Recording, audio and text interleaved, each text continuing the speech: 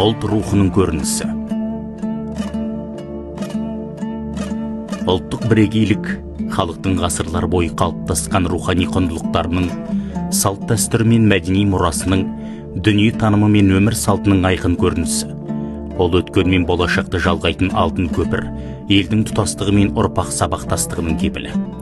Әр халықтың өзіне тән ерекшелігі, болмыс бітімі мен рухани негізі бар. Қазақ халқы үшін ұлттық бірегейлік кең байтақ даласындай дархан мінезінен, қанына сіңген қонақ жайлығынан, ар намысты биік қойған өр рухынан көрініс табады. Бабадан жеткен батырлық дәстүр, ел мен жерді қорғаған қайсарлық, сөз құдіретін бағалаған шешендік өнер, мұның барлығы қазақтың ұлттық болмысының ажырамас бөлшегі. Тіл ұлттық бірегейліктің ең басты тірегі. Тіл арқылы ұлттың ойлау жүйесі, мәдениеті мен тарихы сақталады. Қазақ тілі ұлы даланың үні, ата бабадан қалған аманат. Оны қастерлеу болашаққа жасалған игі қадам. Дін ұлтымыздың ұлы руханияты. Сонау қарлық қағанатынан бастап ата бабамыз дәстүрлі сенімін ұлттың бірлігі мен тұтастығын сақтауға негіз қыла білді.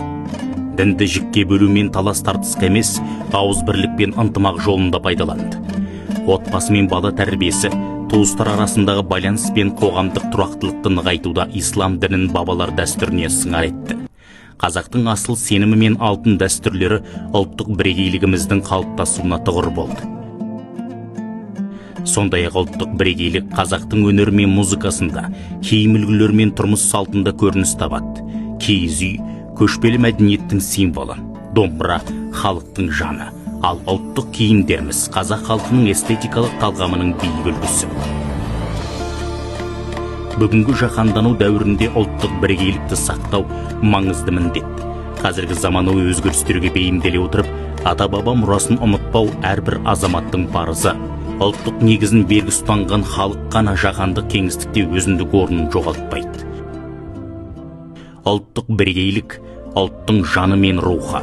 Оны сақтау өткенге құрмет, келешекке сенім.